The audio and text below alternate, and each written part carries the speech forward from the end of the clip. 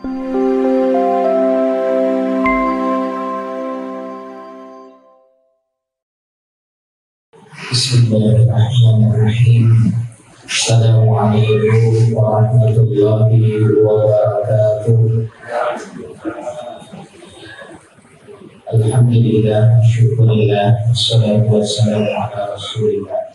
Ya ayyuhalladzina amanu taqullaha haqqa tuqatih wa la tamutunna illa wa antum muslimun.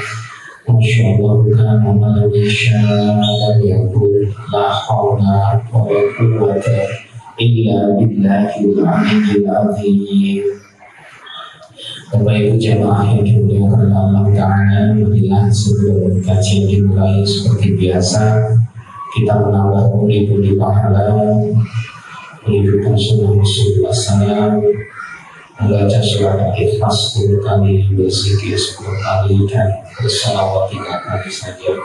Semoga Allah merahmati dan memberkahi kita semua. Mari kita mulai. A'udzu billahi minasyaitonir rajim. Bismillahirrahmanirrahim. Qul huwallahu ahad, Allahus samad, lam yalid wa lam yulad wa lam yakul lahu kufuwan ahad. Bismillahirrahmanirrahim. Qul huwallahu ahad, Allahus samad, lam yalid wa lam yulad wa lam yakul lahu kufuwan ahad. Bismillahirrahmanirrahim. Qul huwallahu ahad, Allahus samad, lam yalid wa lam yulad wa lam yakul lahu kufuwan ahad. Bismillahirrahmanirrahim. Qul huwallahu ahad, Allahus samad, lam yalid wa lam yulad wa lam yakul lahu kufuwan ahad. Bismillahirrahmanirrahim. Qul huwallahu ahad, Allahus samad, lam yalid wa lam yulad wa lam yakul lahu kufuwan ahad. Bismillahirrahmanirrahim. Qul huwallahu ahad, Allahus samad, lam yalid wa lam yulad wa lam yakul lahu kufuwan ahad. Bismillahirrahmanirrahim. Qul huwallahu ahad, Allahus samad, lam yalid wa lam yulad wa lam yakul lahu kufuwan ahad. Bismillahirrahmanirrahim. Qul huwallahu ahad, Allahus samad, lam yalid wa lam yulad wa lam yakul lahu kufuwan ahad. Bismillahirrahmanirrahim. Qul huwallahu ahad, Allahus samad, lam yalid wa lam yulad wa lam yakul lahu kufuwan ahad. Bismillahirrahmanirrahim. Qul huwallahu ahad, Allahus samad, lam yalid wa lam yulad wa lam yakul lahu kufuwan ahad. La ilaha illallah wahdahu la syarika lah, lahul mulku wa lahul hamdu wa huwa ala kulli syai'in qadir. La ilaha illallah wahdahu la syarika lah, lahul mulku wa lahul hamdu wa huwa ala kulli syai'in qadir. La ilaha illallah wahdahu la syarika lah, lahul mulku wa lahul hamdu wa huwa ala kulli syai'in qadir. La ilaha illallah wahdahu la syarika lah, lahul mulku wa lahul hamdu wa huwa ala kulli syai'in qadir. La ilaha illallah wahdahu la syarika lah, lahul mulku wa lahul hamdu wa huwa ala kulli syai'in qadir. La ilaha illallah wahdahu la syarika lah, lahul mulku wa lahul hamdu wa huwa ala kulli syai'in qadir. La ilaha illallah wahdahu la syarika lah, lahul mulku wa lahul hamdu wa huwa ala kulli syai'in qadir. La ilaha illallah wahdahu la syarika lah, lahul mulku wa lahul hamdu wa huwa ala kulli syai'in qadir. La ilaha illallah wahdahu la syarika lah, lahul mulku wa lahul hamdu wa huwa ala kulli syai'in qadir.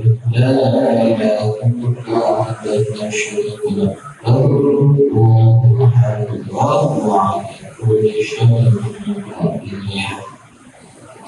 Allahumma shalli ala sayyidina Muhammad wa ala sayyidina Muhammad, kama shallaita ala sayyidina Ibrahim wa ala ali sayyidina Ibrahim, wa barik ala sayyidina Muhammad wa ala ali sayyidina Muhammad, kama barakta ala sayyidina Ibrahim wa ala ali sayyidina Ibrahim fil alamin innaka Hamidum Majid. اللهم صل على سيدنا محمد وعلى آل سيدنا محمد كما صليت على سيدنا إبراهيم وعلى آل سيدنا إبراهيم وبارك على سيدنا محمد وعلى آل سيدنا محمد كما باركت على سيدنا إبراهيم وعلى آل سيدنا إبراهيم في العالمين إنك حميد مجيد اللهم صل على سيدنا محمد وعلى آل سيدنا محمد كما صليت على سيدنا إبراهيم وعلى آل سيدنا إبراهيم وبارك على سيدنا محمد وعلى آل سيدنا محمد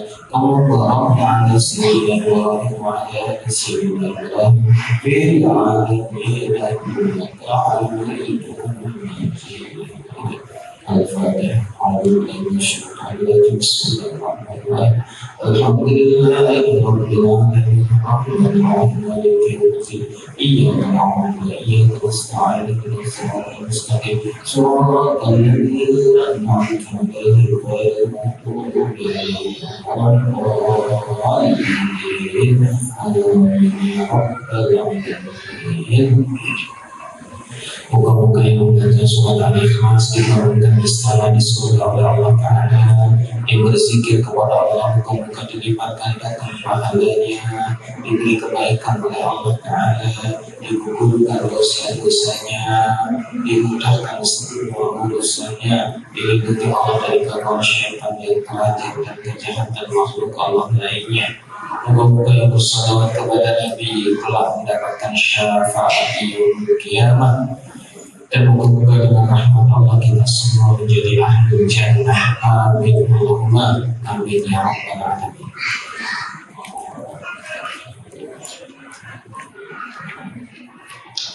Ibu bapak jemaah yang dimuliakan Allah, kita melanjutkan kajian kita tentang menjaga iman di akhir zaman. Kita sampai ke bab apa kemarin ya? Catatan sebelumnya sampai mana ya? Coba catatannya yang bagus gitu. Yang jelek gak apa-apa. Pokoknya ada.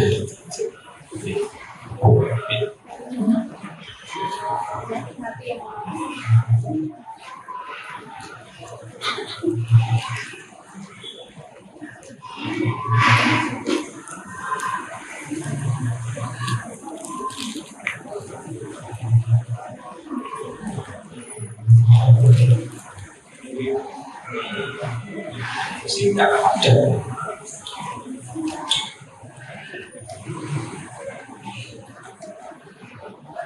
ini kita akan sampaikan dulu sebuah kalimat.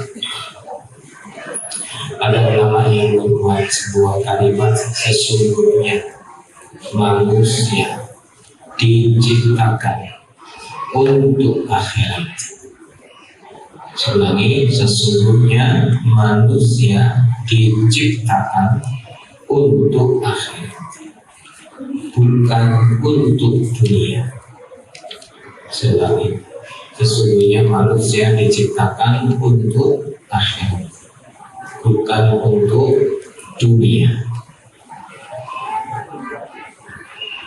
Apa yang disampaikan ini menjadi penting untuk kita, karena memang akhirat itu tempat kembali semua manusia. Dan kita diciptakan sebagai makhluk yang kekal, hidup selamanya, tapi bukan di dunia, melainkan di akhirat. Sehingga di akhirat ini ada yang kekal selamanya di neraka, ada yang kekal selamanya di surga. Dan kita bukan makhluk dunia, karena dunia akan ditinggalkan. Maka orang yang mati disebut meninggal dunia, meninggalkan dunia. Berarti memang dunia bukan untuk dia. Siapapun, mau kafir, mau mukmin, mau perempuan, mau laki-laki, mau muda, mau tua, mau kaya, mau miskin, semua pasti mati, meninggalkan dunia. Bahkan kelak di akhir zaman terjadilah peristiwa kiamat, dihancurkanlah dunia ini sehingga tidak sama lagi. Langit hancur, bumi hancur, semua hancur. Dunia ini menjadi fana, sirna, tidak ada apa-apa. Sehingga manusia akan dibangkitkan dari kuburnya, berjalan menuju tempat kembalinya yang kekal dan tinggal selama-lamanya, entah di surga, entah di neraka. Maka kita harus fokus kepada akhirat, jangan fokus kepada dunia, karena dunia akan ditinggal. Karena kita akan rugi manakala sibuk dengan dunia, lupa dengan akhirat. Ibnu Qayyim al-Jauziyah, murid dari Imam Ibnu Taimiyah rahimahullah, beliau membuat sebuah kalimat yang istimewa. Ibnu Qayyim mengatakan,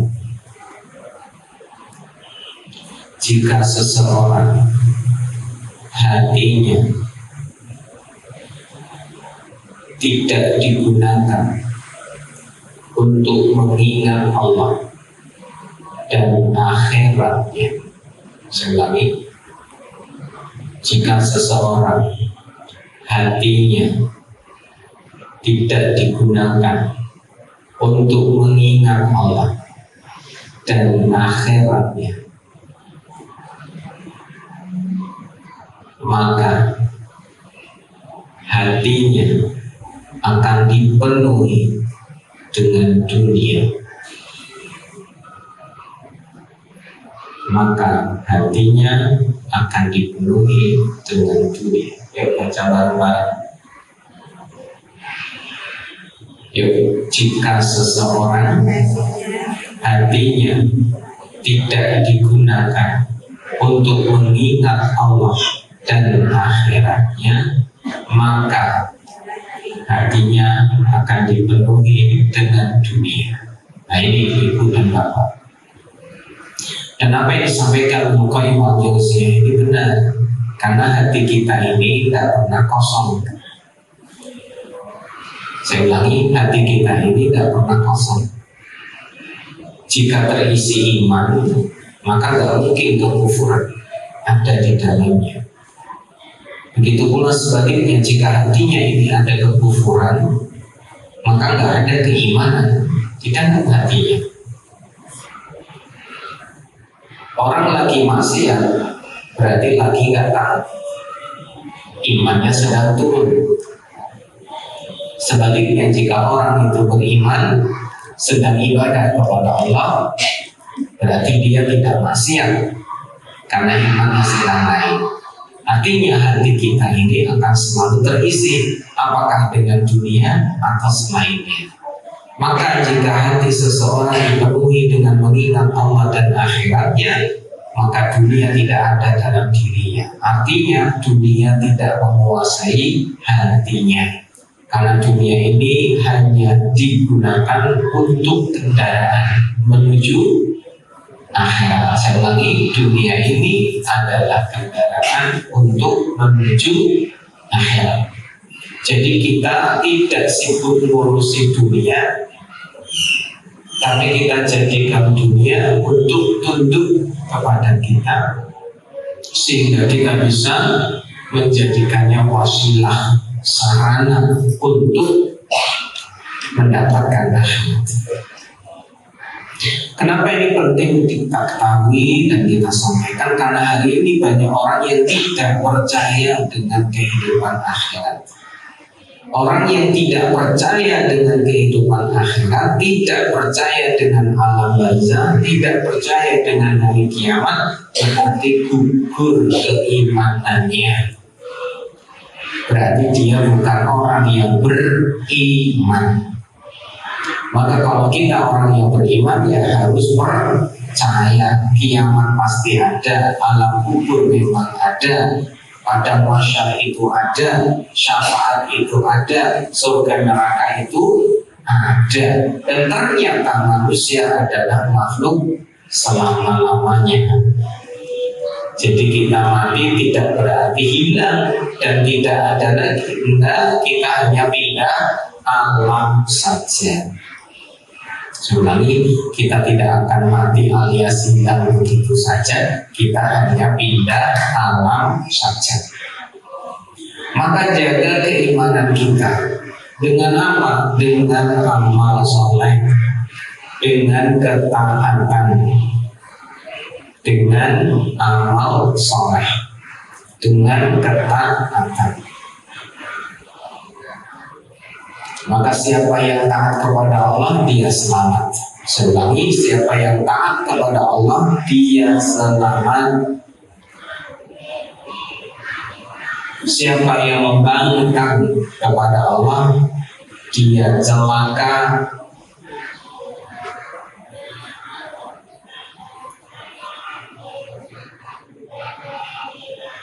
Nah, kira-kira apa yang harus kita lakukan agar iman kita tetap naik, agar iman kita tetap bagus, agar iman kita tetap terjaga?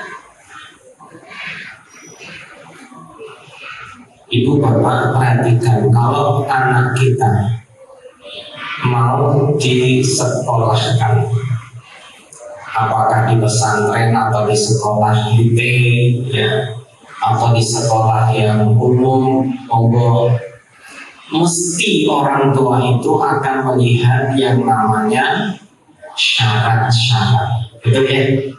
Masuk pesantren pasti syaratnya beda dengan masuk sekolah umum.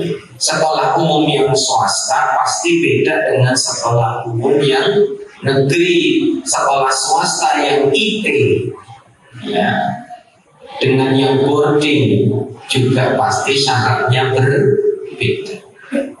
Maka kita melihat syarat untuk menentukan kira-kira kita bisa tidak memenuhi syarat itu agar masuk, betul? Siapa yang anaknya sekolah di sini? Ini sekolahnya kalau jadi Nurul Iman ya. SD ada. Oh, dari mulai PAUD. TK anaknya yang PAUD angkat tangan. Oh, ramai. Sing TK ada. SD, SMP ada. Oh, ada lagi pondok.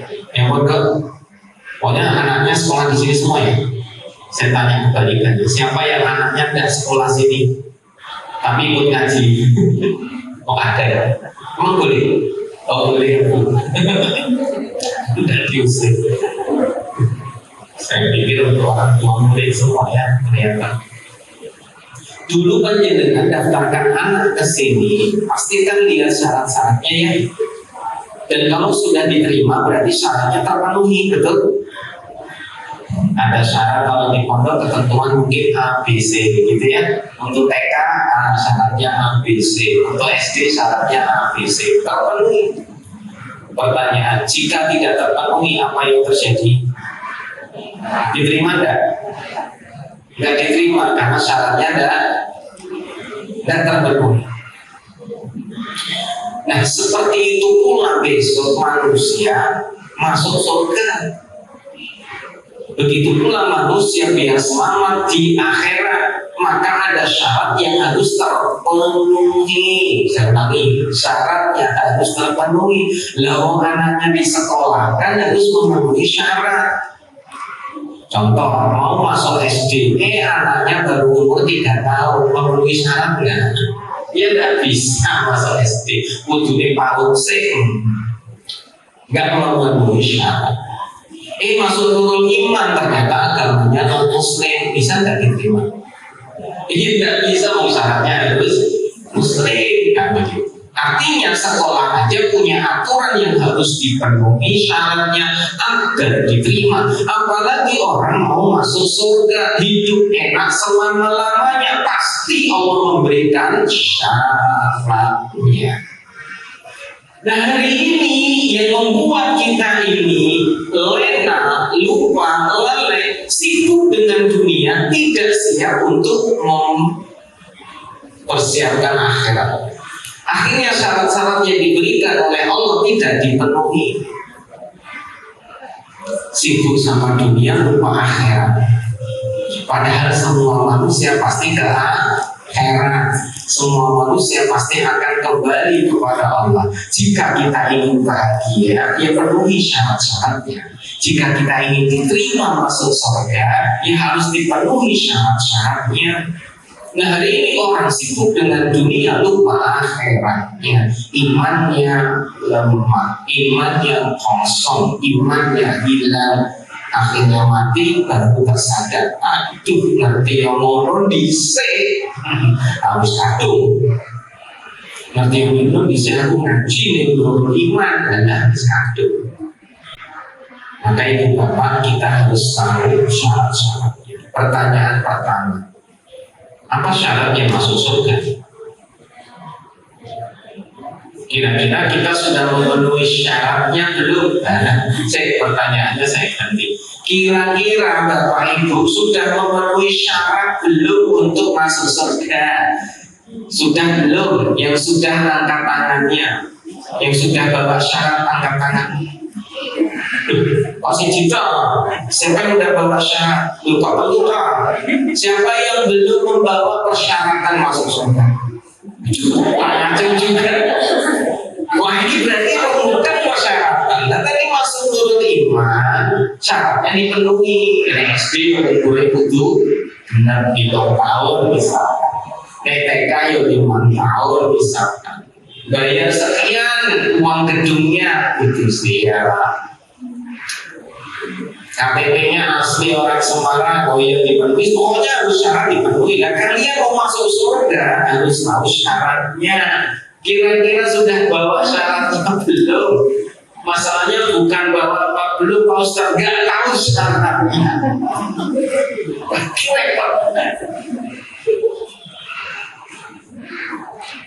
Apa syarat masuk surga? Pak, jadikan sing angkat tangan tadi. Tepat, untuk pas kita harus naik biasa ini sedang terus. Iya, miftahul jannah la ilaha illallah, itu syarat pertama. Syarat pertama kunci surga adalah kalimat la ilaha illallah. Udah itu dulu syarat pertama harus dipenuhi. Kalau tidak membawa iman la ilaha illallah di dalam dadanya, jangan harap dia mendapatkan surga. Ini syarat pertama loh ya, harus membawa iman. Dan iman ini berupa kalimat tauhid la ilaha illallah. Seluruh manusia dari Nabi Adam hingga akhir zaman, kalimat ini harus dimiliki sebagai syarat masuk surga. Bukan hanya umat Rasulullah Muhammad SAW, bukan hanya umatnya Nabi Muhammad, umat akhir zaman saja, tapi umat-umat terdahulu kalimatnya sama, la ilaha illallah. Tidak ada Tuhan yang berhak disembah kecuali Allah. Ini dulu, ini jalan keselamatan. Ada peristiwa di hari kiamat. Di saat semua manusia sudah berdiri begitu lama. Beberapa ulama menyatakan berdirinya manusia di hari kiamat saat hari berbangkit, keluar dari kubur berterbangan seperti larang, berjalan seperti belalang, berkelompok-kelompok, terus berjalan menemui sumber suara untuk dikumpulkan. Dalam kondisi kepanasan yang luar biasa, bermandikan keringat yang menenggelamkan mereka. 4.000 tahun lamanya mereka berdiri. Tidak ada yang duduk, tidak ada yang layek-layek, tidak ada yang berbaring tidur santai, tidak ada. Semua kepanikan terjadi, semua kegelisahan terjadi, semua ketidakenakan terjadi. Panik luar biasa. 4.000 tahun mereka berdiri. Saking paniknya seluruh manusia dari Nabi Adam diciptakan hingga akhir zaman, semua manusia dalam kepanikan itu sampai orang-orang kafir itu mengatakan, kalau seperti ini kita segera jalan ke neraka. Kenapa? Karena tidak jelas. Kami dikumpulkan di sini untuk apa ini? Gak jelas. Kenapa? Karena Allah belum menegakkan hisab. Panitianya belum didatangkan, manusia dibangkitkan tanpa arah yang jelas, gak ngerti apa yang akan dilakukan, menunggu 4000 tahun namanya dalam kondisi yang sangat terik panas sampai mereka kepayahan, sampai ada komentar yang terucap dari orang-orang kafir, kita dan segera ke neraka aja lah, kenapa seperti ini, sampai ada yang mereka itu letih, bosan, bingung, pengennya dan cepat saja. Akhirnya seluruh manusia ini berbondong-bondong mencari para nabi. Kalau begitu minta tolong saja lah kepada para nabi. Moga-moga mereka bisa menolong kita. Datang kepada Nabi Adam alaihissalam. Ya Nabiullah Adam, engkau adalah bapak manusia pertama kali. Diciptakan langsung oleh Allah Ta'ala dengan tangannya. Kemudian ditiupkan ruh ke dalam dirimu. Karena engkau sangat dekat dengan Allah. Tolonglah kami yang sudah kepayahan seperti ini. Mintalah kepada Allah agar memberikan syafaat kepada kami. Mintalah kepada Allah syafaat untuk menolong kami. Apa kata Nabi Adam? Maaf, saya tidak berani.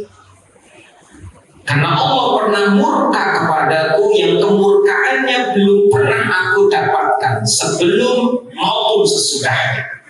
Karena aku pernah melanggar perintahnya. Saat Nabi Adam dilarang untuk mendekati pohon khuldi, ternyata dia melanggar. Akhirnya Allah murka. Meskipun doa ampunan yang diucapkan Nabi Adam dan diampuni dosa-dosanya Nabi Adam, tetap Nabi Adam tidak berani meminta kepada Allah karena pernah melakukan satu kesalahan. Pergilah kalian nafsi-nafsi, urus diri sendiri. Nabi Adam gak berani, gak sanggup. Padahal Nabi Adam jelas-jelas dekat sama Allah. Kemudian manusia berbondong-bondong menuju kepada Nabi Nuh alaihissalam. Dan sama, wahai Nuh, engkau adalah abdan syakur, hamba yang paling bersyukur di antara semua makhluk Allah, yang paling dekat sama Allah. Tolonglah kami, mintakan syafaat untuk kami, karena kami sudah kepayahan, kebingungan. Apa kata Nabi Nuh? Maaf, aku tidak berani meminta kepada Allah Ta'ala, karena aku pernah melakukan satu kesalahan. Karena waktu itu aku berdoa meminta kepada Allah agar semua orang kafir yang ada di muka bumi dimatikan semua.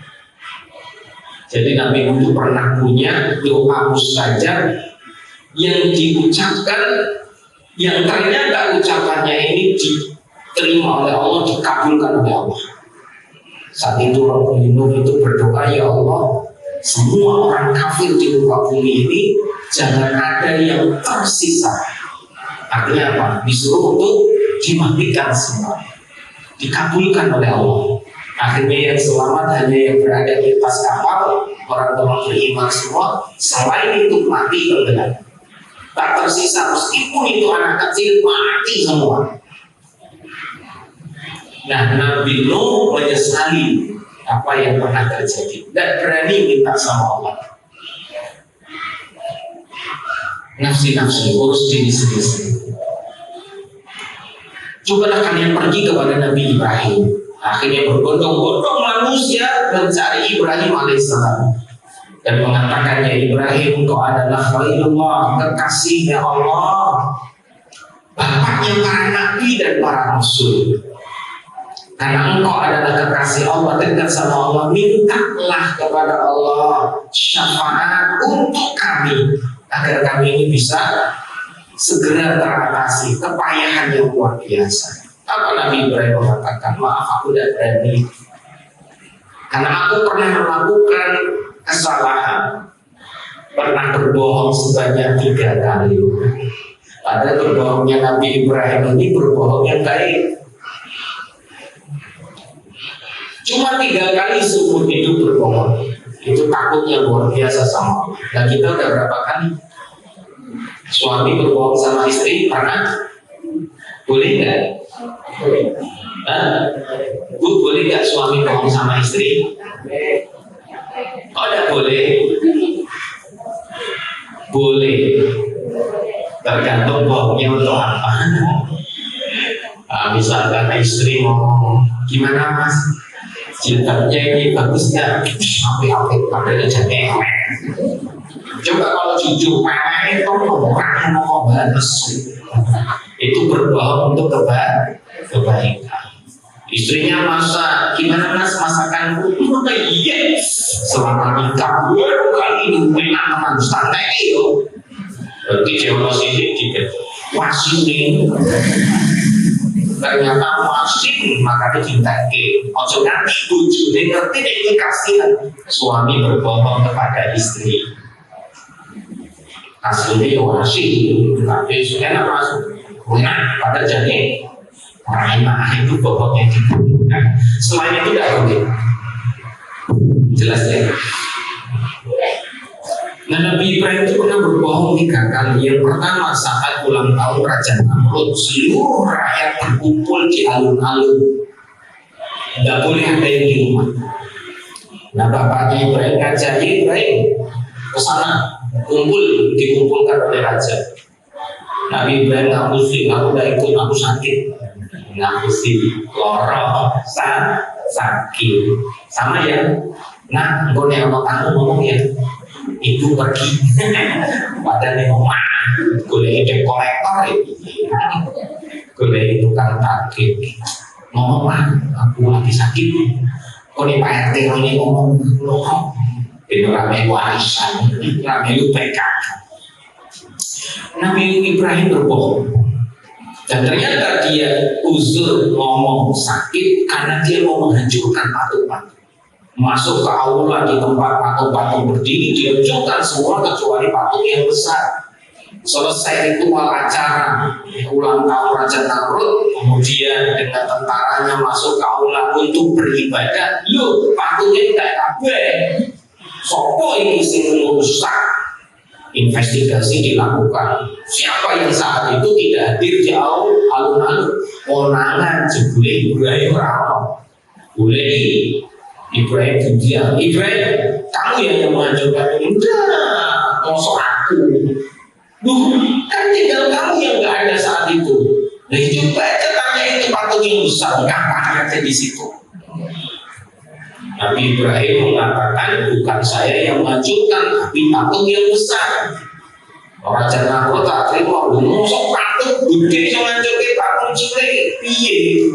Aku kok takut piye mau patung yang mana? Nah, Ibrahim yang cerdas, mau patung bener raya ngomong jalur ini. Inilah Ibrahim berdakwah.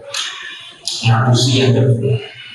Yang ketiga, peristiwa Sarah dengan Siti Hajar, Siti Sarah, istri beliau ke negeri Mesir. Karena dulu Ibrahim itu tinggal di Babilonia, di Irak, melakukan perjalanan sampai ke Mesir di Afrika.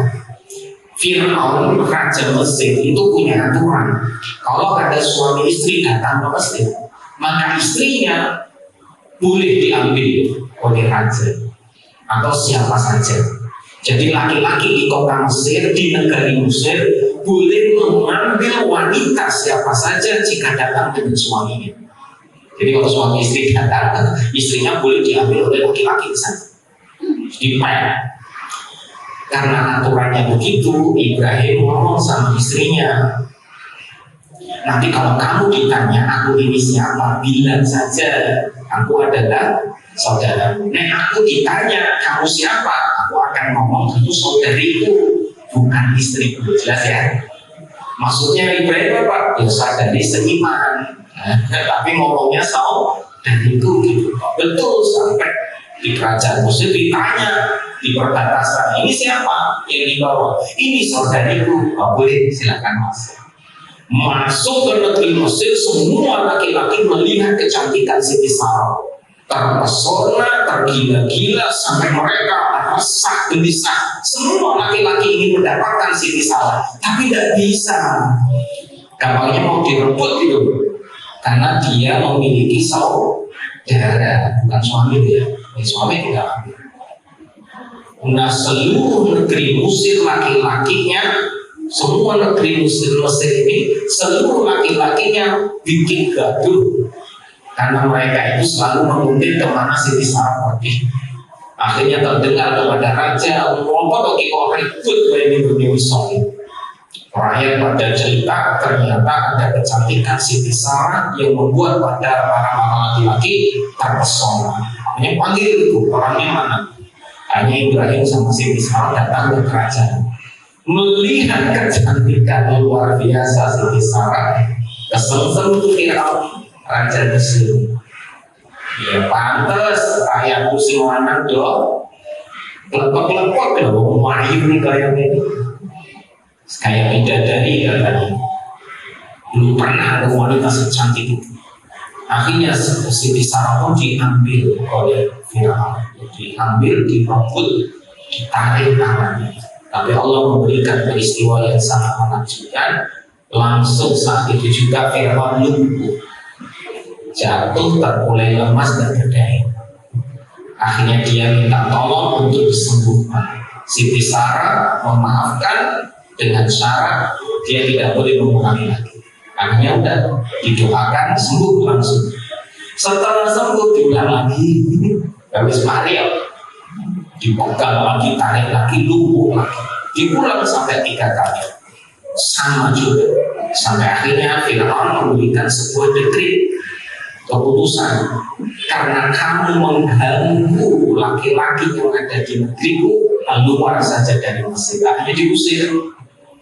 Firaun mengusir Nabi Ibrahim dan Siti Sarah karena kecantikannya bikin masalah.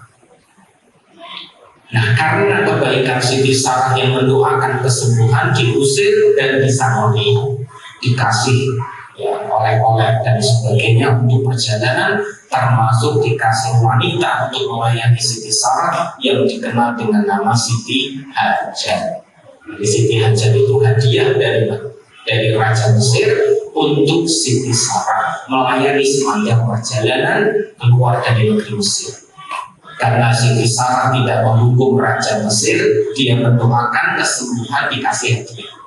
Tapi tidak boleh tinggal di Mesir karena kecantikannya sangat mengganggu laki-laki yang ada di sana. Nah, sepanjang jalan safarnya ini, Siti Sarah mengajarkan Islam kepada Siti Hajar. Akhirnya Siti Hajar masuk Islam, menjadi wanita muslimah yang baik. Habis itu, karena Siti Sarah nggak bisa punya anak, meminta kepada Ibrahim untuk menikahi Siti Hajar. Itu kisahnya begitu. Nah, setelah menikahi Siti Hajar, malah ambil dan punya anak. Mulailah kewanitaan Siti Sarah muncul. Awalnya ikhlas menawarkan suami untuk Hajar, malah hamil, punya anak, cemburu. Nah, karena doanya Siti Sarah ini saja minta sama Ibrahim, ya Ibrahim, jangan tampakkan Siti Hajar di hadapanku, karena kecemburuanku ini membuat aku takut apabila mengucapkan sesuatu dan mencelakai Siti Hajar. Akhirnya dibawalah Siti Hajar meninggalkan Sarah sampailah ke lembah yang namanya Mekah hari ini. Jadi lahir Ismail masih bayi mungil, baru lahir disuruh pergi. Karena Siti Sarah cemburu, khawatir ucapannya salah malah mencelakakan mereka. Nah, setelah ditinggal Ibrahim balik lagi ke negeri Syam, ketemu Siti Sarah. Ada peristiwa Nabi Ibrahim didatangi oleh 3 laki-laki yang sangat tampan. Salah satunya adalah malaikat Jibril. Tengah malam Jibril datang bersama malaikat Israfil sama Mikail. Nah, waktu itu ngomong sama Ibrahim sama Siti Sarah bahwa ada kabar yang datang dari Allah bahwa nanti Siti Sarah punya anak. Ora percaya wong guyu to ya, mosok ati sudah wong tua mandul mosok Islam. Ketawa kiki kecil. Dan akhirnya betul. Habis itu hamil punya anak namanya Ishak. Ishak itu artinya pertama kecil, itu asli namanya Ishak. Akhirnya turun banyak para nabi dan rasul.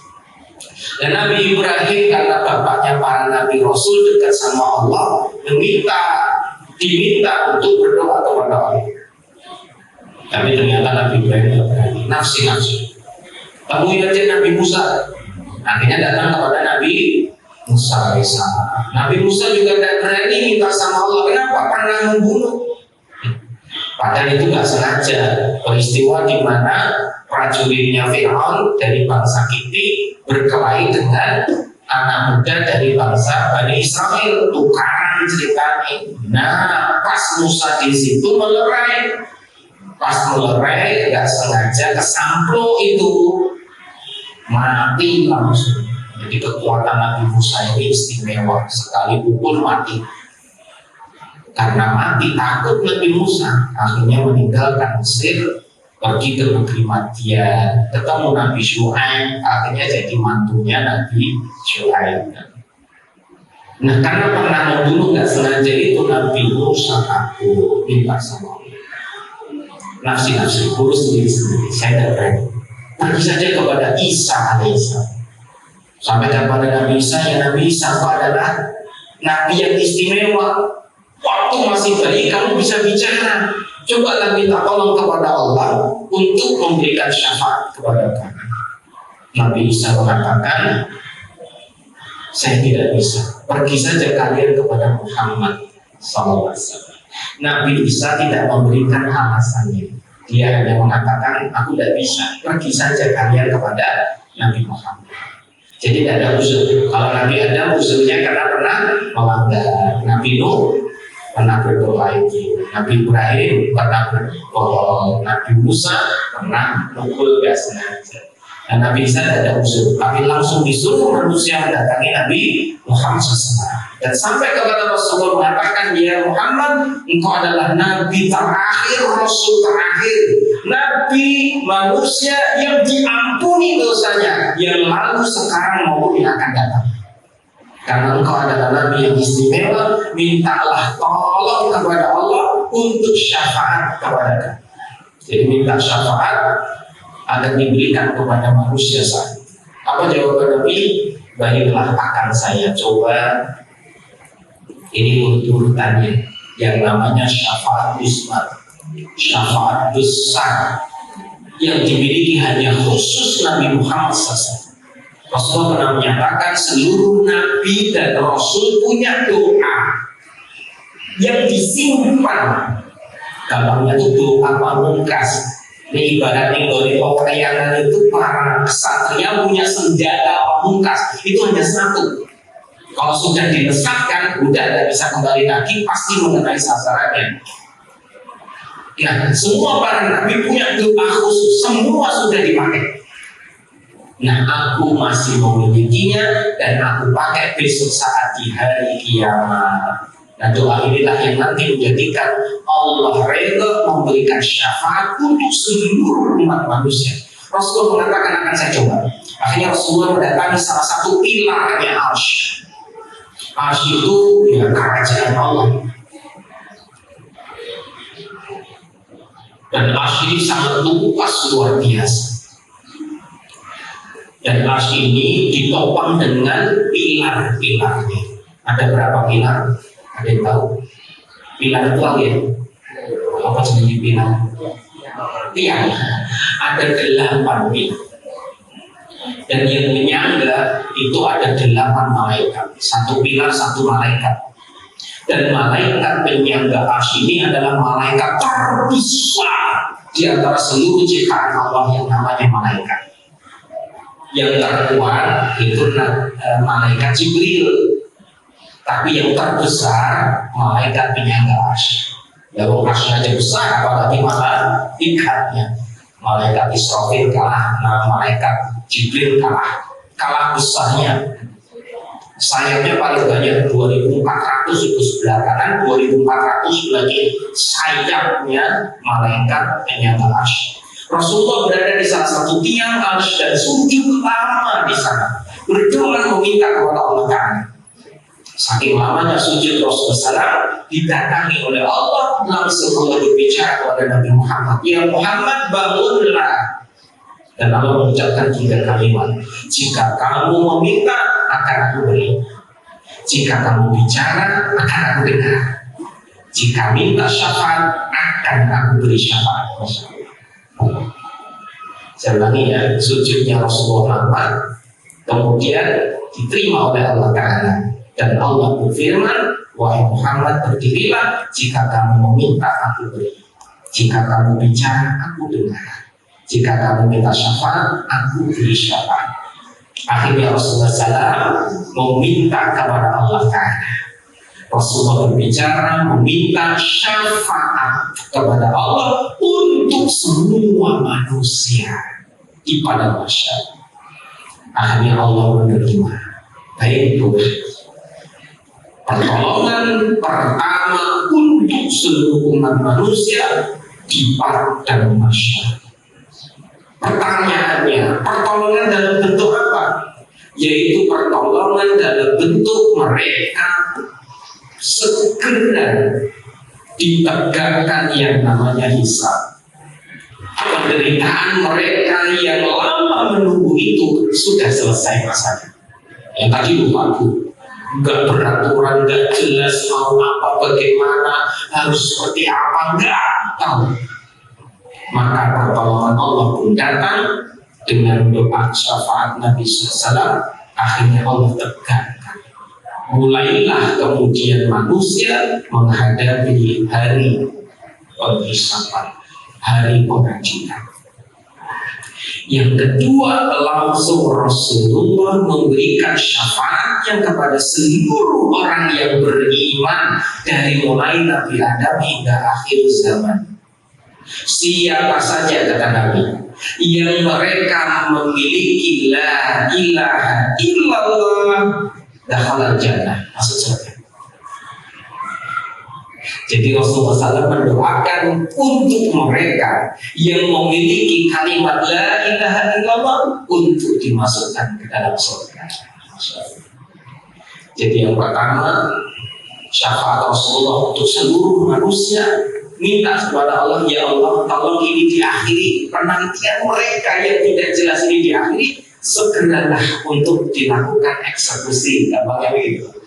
Ini ibarat mau masuk ke aula atau ruangan, tolonglah segera dibuka pintunya supaya segera prosesnya dimulai. Bisa dipahami? Jadi tidak lama menunggu dengan ketidakjelasan. Udah kelamaan menunggu, inginnya dan cepat lah. Orang terima jelas ingin cepat karena ingin segera masuk surga. Orang kafir pun juga ingin cepat, jelas langsung merokok di sana. Tapi nggak ada panitianya, malaikat juga nggak ada. Manusia kebingungan luar biasa. Akhirnya dari doa Nabi SAW menjadikan seluruh manusia akhirnya mendapatkan pertolongan, terbebas dari penderitaan yang berlalu lama, segera ditegakkan pengadilan. Yang kedua, Rasulullah mengucapkan barang siapa memiliki keimanan sejak Nabi Adam hingga akhir zaman, dakhalal jannah, mereka masuk surga. Meskipun mereka nantinya terjatuh dulu ke dalam neraka, tetap semua nanti akan mendapatkan syafaat untuk mana? Ke dalam surga. Siapa yang ingin nyemplung dulu? Enggak ya? Siapa yang ingin langsung ke surga? Alhamdulillah, saksikan ya Allah, semoga kami semua langsung ke surga. Amin Allahumma amin ya Allah. Yang ketiga, orang yang memiliki iman selamat. Dan ciri orang yang beriman tadi apa? Memiliki kalimat tauhid, la ilaha illallah. Yang ketiga, orang yang banyak mengerjakan salat, insya Allah mendapatkan syafaat. Maka cara kita menjaga iman di akhir zaman, jangan sampai lepas, jangan sampai hilang. Tegakkan salat, jagalah salat, karena salat ini menjaga keimanan kita.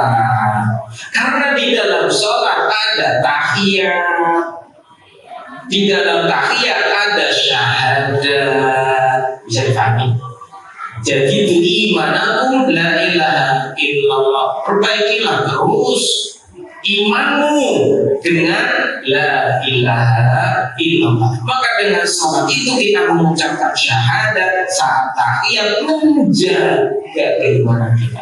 Maka orang kalau tidak sholat tiba-tiba ibarat baterai yang ngedrop. Baterai yang ngedrop, sinyalnya bisa hilang. Lalu sinyalnya hilang, tidak ada koneksi. Nah, kalau orang menjaga sholatnya, insya Allah baterainya full. Kalau baterainya full, sinyalnya juga kuat.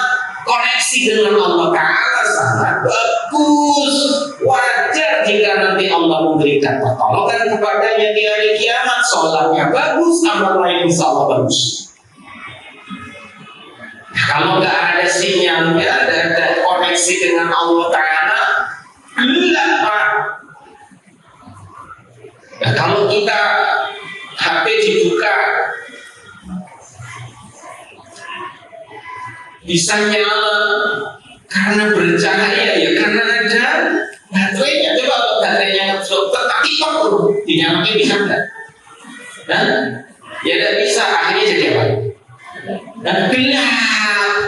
Lah orang kafir itu tidak punya iman besok di akhirat. Ibarat baterai, tidak ada baterainya. Karena tidak ada baterainya, ya mati benar, hitam. Orang kafir di hari kiamat, bosok ibarat kita di dunia. Maka saat besok di akhirat orang kafir ini nggak perlu dihisab.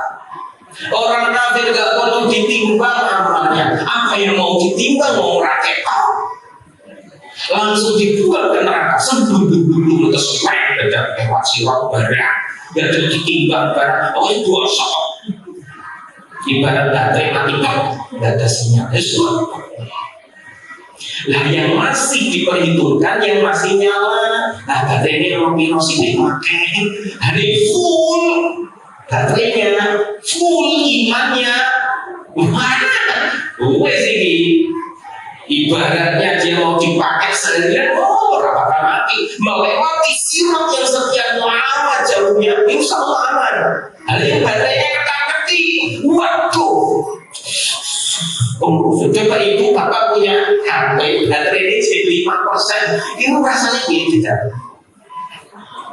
Terus perjalanan lagi di jalan tol, baterai tinggal 5%, padahal penting ini urusan sekolah.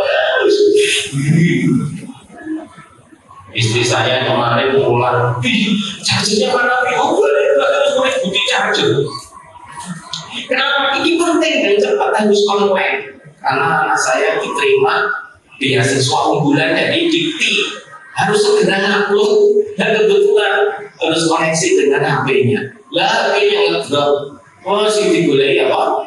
Charger supaya ngecas lagi. Ternyata charger penting, ngecas lagi penting. Baterai sitik langsung bingungi itu ya. Apa orangnya sih bisnis online harus begitu pula dengan kita besok di hari kiamat. Maka kata Nabi, mereka-mereka yang beriman kepada Allah menjaga sholatnya aman. Yang keberapa? 4 poin. Pertolongan tadi menjaga iman. Yang pertama di tauhid, siapa yang tauhidnya ada sholat. Yang kedua jaga sholat. Yang berikutnya sholawat. Pertolongan besok dari Nabi SAW, syafaat bagi mereka tadi yang menjaga sholatnya. Insya Allah selamat. Yang banyak bersalawat, insya Allah selamat. Karena di dalam sholat ada tahiyat, dalam tahiyat ada syahadat, dalam tahiyat ada salawat. Maka yang memperbanyak salawat, insya Allah selamat. Imannya ngecas terus, imannya naik terus, imannya ada terus. Maka cara menjaga iman kita di akhir zaman, jangan lepas dari sholat, jangan lepas dari salawat. Salawat ini bukti koneksi kita dengan Nabi Muhammad SAW. Karena besok masuk surga tidak akan dibuka pintu-pintu surga kecuali oleh Nabi Muhammad SAW. Peristiwa yang menarik saat semua sudah selamat sampai ke kantor. Sudah selamat melewati sirat, sudah selesai semua yang ada di sirat, gak ada lagi yang lewat. Masih ada nggak yang di sirat? Gue sama berarti udah semua, udah. Sekarang gimana? Udah di kantor. Kantor itu ya pelayaran sebelum masuk surga. Tempat sebelum masuk surga, kumpul seluruh manusia di situ. Gampangannya sih terakhir nyampe sana, dia melihat tuh, kok masih banyak di sini belum pada masuk ya? Gampangnya gitu. Ternyata dia belum tertinggal.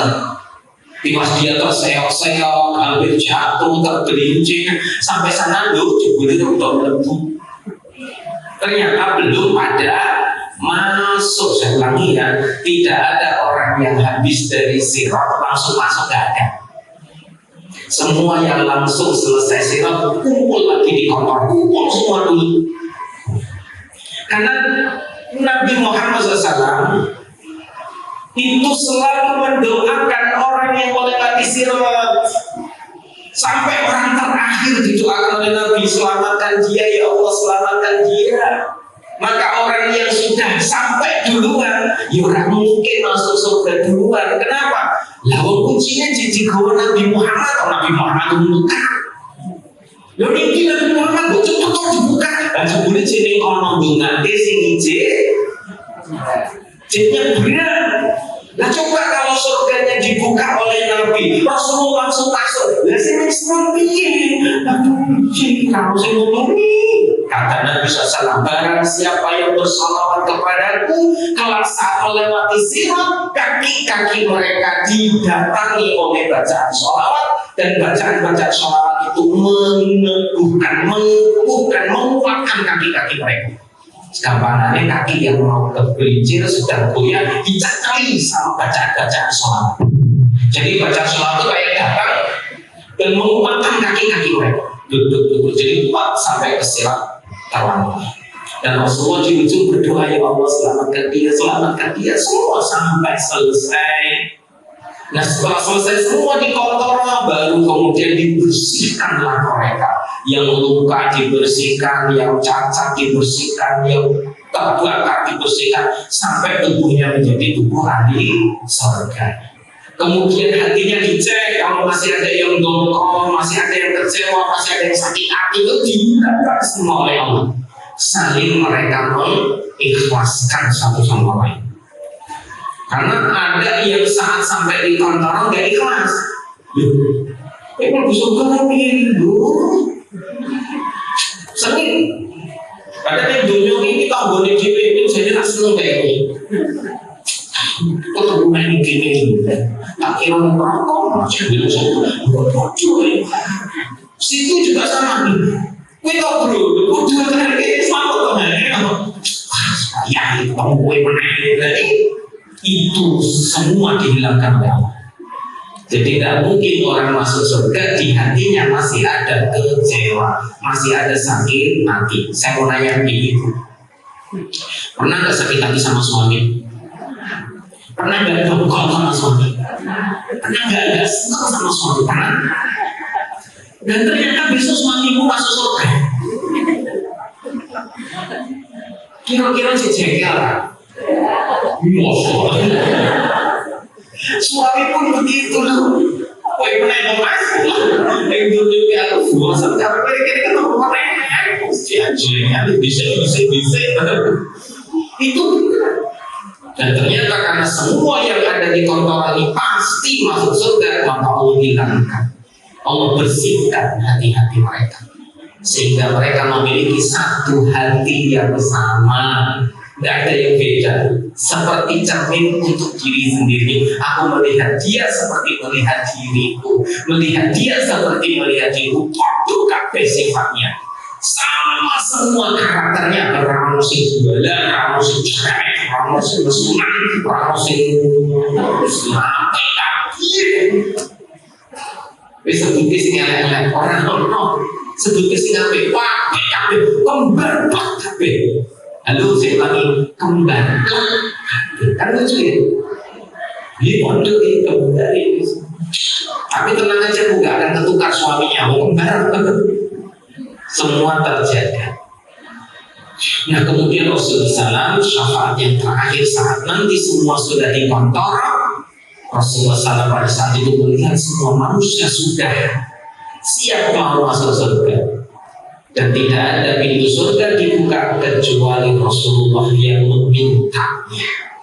Maka saat itu Rasulullah mengatakan kepada penjaga surga yang namanya malaikat Ridwan, minta supaya pintu-pintu surga dibuka. Ditanya sama malaikat Ridwan, Anda siapa? Kemudian Rasulullah mengatakan, aku adalah Muhammad. Langsung malaikat Ridwan, aku tidak diizinkan oleh Allah membuka pintu-pintu surga sebelum engkau yang memintanya. Akhirnya dibuka seluruh pintu-pintu surga, berbondong-bondong orang masuk ke dalamnya. Rasulullah yang membuka pintu surga pertama, Rasulullah yang membuka, tapi bukan Rasulullah yang masuk pertama. Kalah cepat sama perempuan ini. Ya saking Rasulullah buka aja, tapi buka Rasulullah melepus tidak dulu yang lain. Nah ini ibu-ibu dan bapak yang dimuliakan Allah. Insya Allah kalau kita jaga sholat kita, jaga syahadat kita, jaga sholawat kita, insya Allah kita mendapatkan syafaat pertolongan. Iman kita insya Allah juga terjaga di akhir zaman, insya Allah terjaga hingga menuju ke akhirat. Dan moga-moga kita semua selamat, tidak hanya di dunia, insya Allah selamat hingga sampai ke surga. Moga-moga bermanfaat untuk kita semua. Barakallahu fikum. Assalamualaikum warahmatullahi wabarakatuh.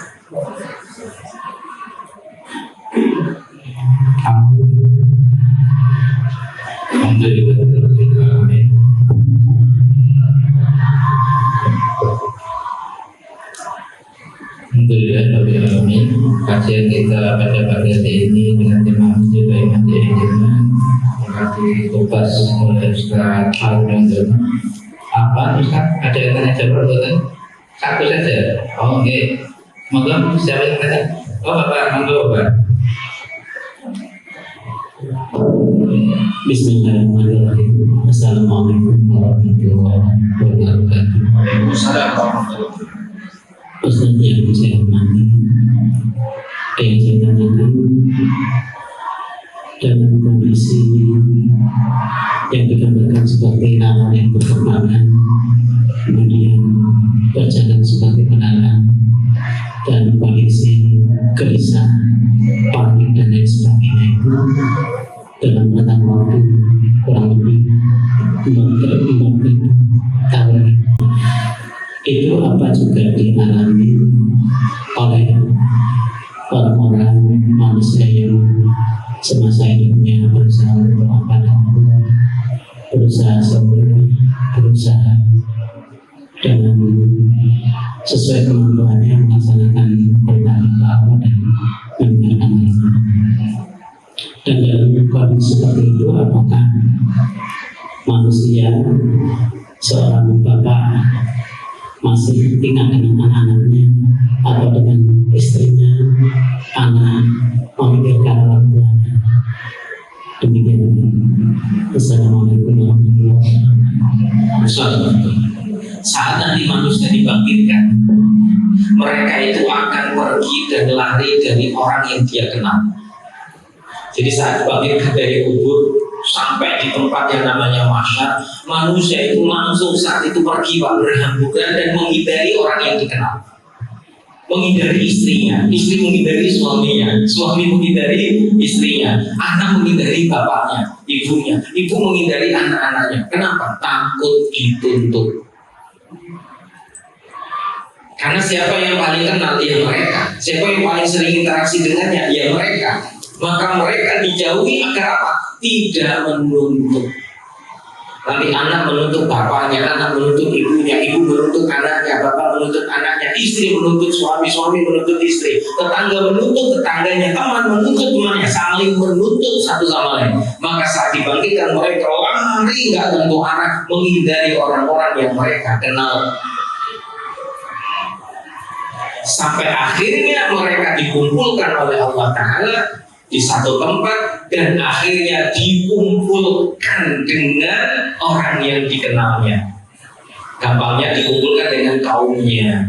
Jadi setelah tadi lari ke sana kemari, akhirnya dikirim lagi oleh malaikat untuk dikumpulkan bersama dengan orang-orang yang dikenalnya atau berkumpul kembali dengan kaumnya. Contoh, kita nih yang di sini ya, kenal ya, insya Allah ketemu mana? Lu lagi, ketemu mana? Tapi saat ketemu itu rasanya takut, Pak. Saya ulangi ya, saat manusia dibangkitkan itu nanti dua keadaan, seperti larang dan seperti belalang. Larang itu punya ciri, dia keluar dari dalam tanah menuju sumber cahaya, langsung terbang ke sana kemari, nabrak-nabrak sampai pada patah sayapnya, pada jatuh. Itulah saat manusia dibangkitkan pertama dari kuburnya, pergi sendiri-sendiri, terbang sendiri-sendiri, gak tentu arah, saling nabrak-nabrak. Nah yang kedua, posisi saat nanti seperti belalang. Belalang itu dengan koloninya punya ciri berbeda dengan larang. Kalau belalang yang satu terbang, ikut terbang semua, ngadek jipet, ngadek ada. Itu belalang tanya. Kalau ada invasi belalang itu di Timur Tengah kan sering. Kalau terbang satu Pak, sama kalau dia mau menghabiskan padi yang ada di sawah, itu menghabiskannya nggak satu-satu Pak, banyak Pak. Satu sawah ini terbang semua, sendiri makan, banyak semua makan. Habis itu dia terbang satu, seperti itulah belalang. Dan besok manusia begitu. Setelah keluar satu-satu nggak tentu arah, sampai akhirnya dikumpulkan oleh para malaikat, kumpul dengan kaumnya, baru berangkat sesuai dengan kelompok-kelompoknya. Orang beriman dengan orang beriman, orang kafir dengan orang kafir, kumpul semua. Umatnya Nabi Muhammad dengan umat Nabi Muhammad, umat Nabi Musa dengan umat Nabi Musa. Mandek kabeh, jalan kabeh. Sampai umat Nabi Muhammad adalah umat yang terakhir ketemu sama Nabi-Nya. Saat itu seluruh umat Islam di pada masa mencari nabinya, mana ini nabinya. Bani Israel sudah ketemu dengan nabinya, ketemu Nabi Isa, Nabi Musa. Hanya umat Islam akhir zamannya nggak ketemu. Sampai akhirnya mereka didatangi oleh Nabi SAW dan diajak untuk menuju telaganya. Dan saat itu Rasulullah SAW memandang kelompoknya Nabi Musa segitu banyaknya, dan memandang di kejauhan ternyata umat Rasulullah jauh lebih banyak, luar biasa. Jadi kita ini umat akhir zaman yang datang belakangan, tapi besok dihisab duluan. Alhamdulillah. Nah pertanyaan berikutnya tadi, bagaimana saat kita di padang mahsyar? Apakah waktunya sama antara orang beriman dan orang kafir? Sebetulnya gitu Pak. Jawabannya beda. Sama-sama padang mahsyar itu ribuan tahun. Hari kiamat itu berlangsung berapa lama? Masih ingat? Halo, yang ngaji terus ibu-ibu kilo sampai bosan jajannya orang. Satu hari kiamat itu berapa lama? 50.000 tahun Pak. Gak ada minggu kiamat, gak ada. Tahun kiamat gak ada. Adanya cuma hari kiamat. Jadi kiamat itu berlangsung berapa lama? Sehari saja. Hari kiamat berlangsung sehari. Harinya Jumat. Ini hari apa? Sabtu. Berarti kiamat Pak. Karena kiamatnya hari Jumat besok. Belum. Kok nggak tahu sih kasih itu? Jumat bulan depan? Belum. Jumat tahun depan? Halo. Ini Oktober nih. Jumat tahun depan? Belum. Jumat 3 tahun lagi? Belum. Nah, habis ngaji kudunya ngerti. Kenapa? Kalau tanda kiamat besar belum keluar. Nanti ada Tuhan. Habis Tuhan Imam Mahdi. Habis Imam Mahdi Dajjal. Habis Dajjal Isa. Habis Isa Ya'juj Ma'juj. Nah itu urutannya urung. Artinya kiamat masih jauh. Selama masih ada yang bisa mengucapkan Allah, kiamat ditunda 40 tahun Pak. Bu, yuk bilang Allah. Allah Subhanallah. Alhamdulillah. Ya betul Pak. 40 tahun ketika. Jadi kono nyebut terus bae ora pernah. Logikanya kan gitu. Bilang sama anak putu, nah, ojo lari nyebut Allah, men ora ki. Jangan. Ngomong putune dingerke, cuk sini cuk, putuku rene kumpul kabeh. Bagi sesuk arep mati tak peseni yo. Tetep nyebut asma men ora kiamat.